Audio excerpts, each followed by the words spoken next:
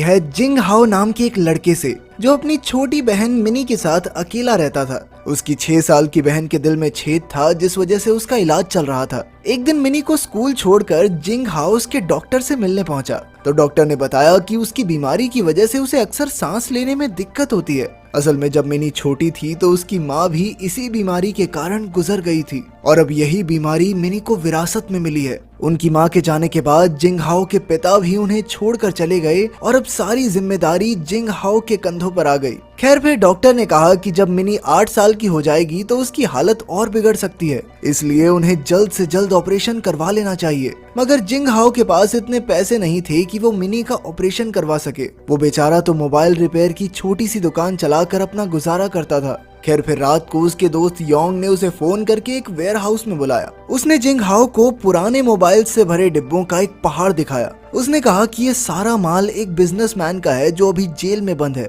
अब योंग ने उसे ये सारा माल 1 लाख येन में बेचने का ऑफर दिया। वो जानता था कि जिंग हाओ खराब से खराब फोन भी रिपेयर कर सकता है, इसलिए उसने जिंग हाओ को सलाह दी कि अगर वो इन सारे फोन्स को ठीक करके बेच दे तो वो लाखों का मुनाफा कमा सकता है। अब जिंग हाओ ने उससे 2-4 फोन लिए और घर आकर उनके पार्ट्स चेक किए, मगर उनकी क्वालिटी उस हिसाब की नहीं थी। लेकिन फिर भी उसने अपनी जबरदस्त कारीगरी से सभी फोन्स को ठीक कर दिया। अब उसे एहसास हुआ कि इन फोन्स को ठीक करके बेचने का बिजनेस बनाया जा सकता है, इसलिए उसने सारे फोन खरीदने का फैसला किया। उसने उसी दिन अपनी दुकान को गिरवी रखकर लोन अप्लाई कर दिया। फिर अगले दिन वो रात को अपना ठीक किया हुआ फोन बेचने के लिए इलेक्ट्रॉनिक सेल्स सेंटर में पहुंचा। उसकी कीमत सुनकर उसने सभी फोन्स को बेचने का हिसाब लगाया तो उसे लगभग 9 लाख येन का फायदा हो सकता है। इतने पैसों में तो वो अपनी बहन का इलाज करवा के एक आरामदायक जिंदगी भी बिता पाएगा। जल्द ही उसने सारे फोन्स खरीद लिए और उन्हें ठीक करने के काम में जुट गया। मगर 2 हफ्तों बाद सरकार ने नया कानून लागू किया